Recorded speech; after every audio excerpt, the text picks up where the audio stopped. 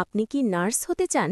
GNM নার্সিংয়ে কিভাবে admission হয়, qualification কি লাগে, সব আজকে এক ভিডিওতেই বলবো। ভিডিওটা শেষ পর্যন্ত দেখবেন। আসসালামু আলাইকুম, নমস্কার। আমি আপনাদের নার্স টিপস চ্যানেলে স্বাগত। আজকে আমরা জানব জিএনএম নার্সিংয়ে অ্যাডমিশন কিভাবে হয়। জিএনএম মানে জেনারেল নার্সিং অ্যান্ড মিডওয়াইফারি। এটা ৩ বছর ৬ মাসের নার্সিং কোর্স, যেটা করলে আপনি স্টাফ নার্স হিসেবে কাজ করতে পারবেন।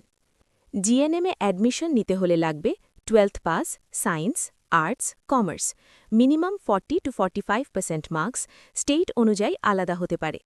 ইংলিশ সাবজেক্ট থাকলে ভালো। এজ লিমিট সাধারণত মিনিমাম 17 বছর, ম্যাক্সিমাম 35 বছর। রিজার্ভড ক্যাটেগরিতে এজ রিল্যাক্সেশন পাওয়া যায়।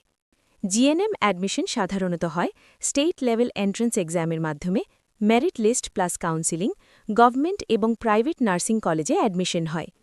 অ্যাডমিশনের সময় লাগবে 10th এবং 12th-এর marksheet, age proof, caste certificate যদি থাকে, medical fitness certificate, passport size photo.